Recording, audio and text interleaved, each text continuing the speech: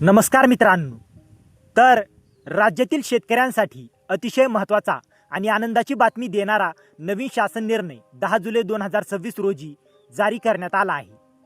या GR अंतर्गत April 2026 आणि मे 2026 मध्ये अवकाळी पावसामुळे नुकसान झालेल्या शेतकऱ्यांना तब्बल रुपये 84,23,65,000 रुपयांच्या मदतीला मंजुरी देण्यात आली आहे. तर या व्हिडिओमध्ये आपण जाणून घेणार आहोत कोणत्या शेतकऱ्यांना लाभ मिळणार, कोणत्या जिल्ह्यांचा समावेश आहे, किती निधी मंजूर झाला, पैसे कसे मिळणार आणि या GR मधील सर्व महत्त्वाचे मुद्दे. त्यामुळे हा व्हिडिओ शेवटपर्यंत नक्की पहा.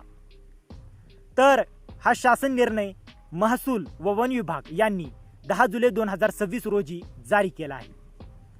तर हा GR कशाबद्दल आहे? एप्रिल 2026 आणि मे 2026 या कालावधीत राज्यातील अनेक जिल्ह्यांमध्ये अवकाळी पाऊस झाल्यामुळे शेती पिकांचे मोठे नुकसान झाले. या नुकसानग्रस्त शेतकऱ्यांना राज्य आपत्ती प्रतिसाद निधी म्हणजे SDRF च्या नियमानुसार आर्थिक मदत देण्यासाठी हा शासन निर्णय काढण्यात आला आहे. तर किती निधी मंजूर झाला? तर या GR अंतर्गत राज्य शासनाने 84,23,65,000 रुपये इतका निधी मंजूर केला आहे. तर किती शेतकऱ्यांना लाभ?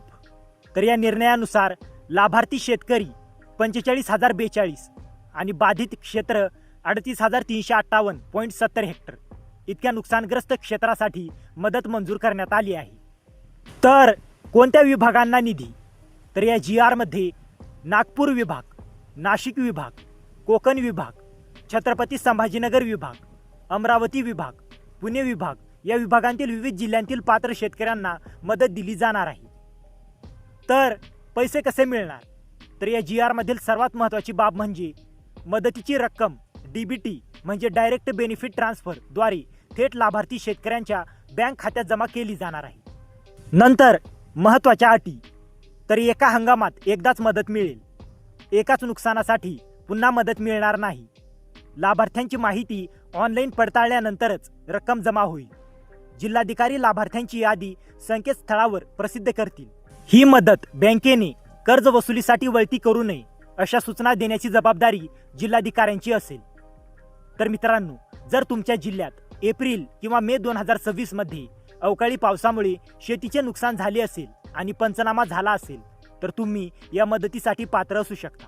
तुमच्या खात्यात DBT द्वारे रक्कम जमा होणार असल्याने बँक खाते आणि आधार लिंकची माहिती योग्य असल्याची खात्री करा.